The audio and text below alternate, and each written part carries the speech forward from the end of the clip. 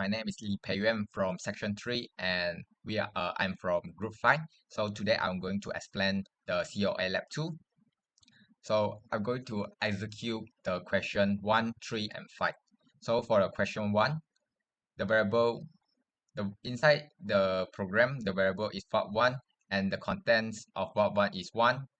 So 1 decimal and the data type is word. So convert to the hexadecimal. The var1 content 0001H and for the var2 is content 0009H. So inside the main program, the first instruction is move AX dot var1. That means the content of the var1 will move into the register AX. So when I execute the first instruction, so I press the F10 at initial, the AX have initial address and contents. When I press F10 button, it will copy the content of the var1. So as you can see, the EAX becomes 0001, which is the content of the var1. And for the light 2, the second instruction is move BX var2. Using the same concept, the content of the var2 will move into the register BX. So as you can focus at EBX, the contents before I press F10 button is the initial address and content. So when I press F10 button, it will copy the content of the var2. So for the light 3, third instruction is exchange AX.BX. XCHG, that means exchange the contents of both register. So that means if the content of the AX will exchange into the content of the BX and the BX will exchange the content and exchange its content into the contents of BX. So when I press F10 button, as you can focus EAX and EBX, both content will exchange. So the EAX will copy the content of the EBX and the EBX will copy the content of the EAX. So for the light 4 is move var1.ax. So you can trace the output, trace the value of the var1. At the beginning, the content of the AX is 0009. So when I press F10 button, the var1, the value of the var1 will become 0009. So for light 5, also use the same concept. The content of the BX will move to the content of the var2. So when I press F10 button, the content of the BX 0001 will copy into the content of the var2. So the content of the var2 will become 0001. So next instruction is called dump register. So when I press F10 button, all the content of the register will display. So this is the execution for the question 1. So I move on to the question 3. So for the question 3, the variable, it have 4 variables. So for the variable 1, var1, its content is double word and the content is 5 decimal. And for var2 is double word and the content is 10 decimal. And var3 is double word and 20. For var4, and this symbol is uninitialized. So inside the var4 does not have any value or content. So move on to the main program, and the first instruction is move EAX dot var1. So this instruction, that means the content of the var1 will move into the register EAX. So when I debugging,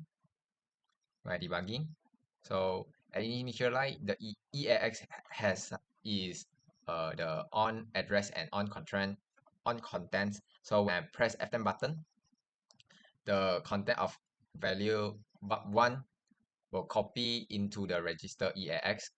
And the second instruction is multiply var2. So the content of the var2 will multiply with the accumulator register, which is the EAX. So when I press F10 button, so the content of the EAX will multiply with the content of var2. So for the third instruction is add EAX var3.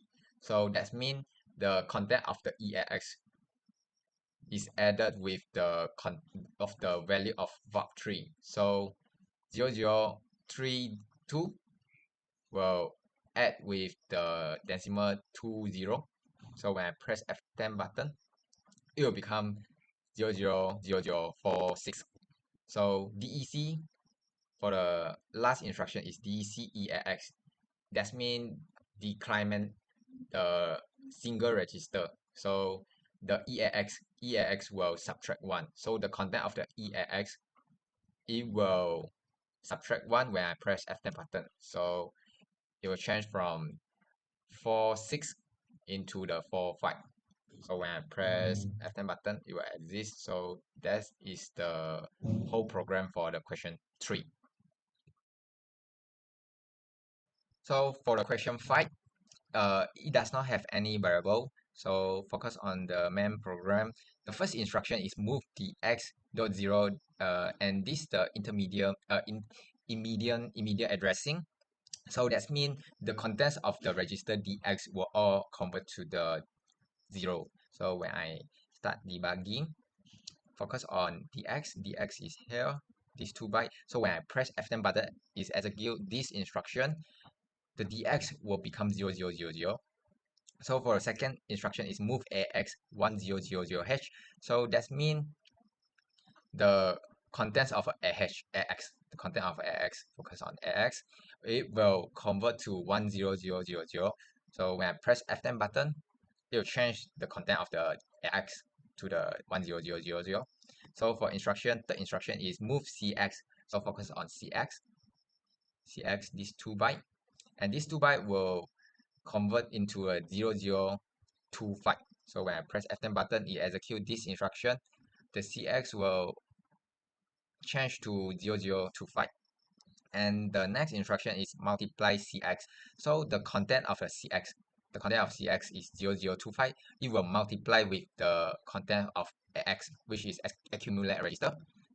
The accumulate register AX and its content is 10000. Okay, so 1000 multiply with 0025.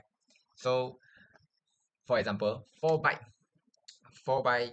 multiply with 4 sorry, for example 2 byte multiply with 2 byte, the result will become 4 byte because it's multiplication. So next I will show how the computer will store the result if the result is out of range for the register. So for example, the content of AX is 100, multiply with CX is 25, 0025. It will become 0025, 0000. Sorry. Okay, so this is the final result for this instruction. So when AX multiply with DX, ACX, for 2 byte multiply with 2 byte, the result should be 4 byte. So okay, sorry. So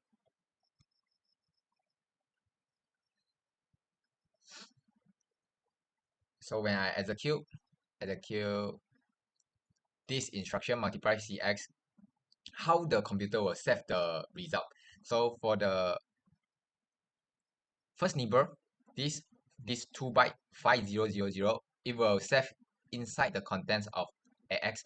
And for the next neighbor, which is 0002, it will store the content inside the dx 00. So when I press F10 button, 5000 will store inside the register AX, and the next neighbor, which is next 2 byte, it will store at dx 0002. So computer use the concept of concatenate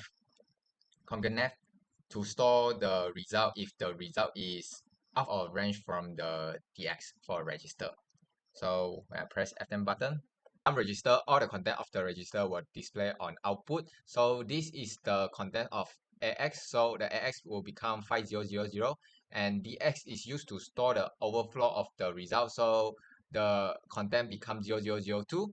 So This one is carry flag. So it's set when unsigned value is out of range, and zero flag is set when the destination is equal to 0, and overflow flag is set when signed value is out of range, and the last one is parity flag is set when destination has even number of 1s. So that's all from me. Thank you.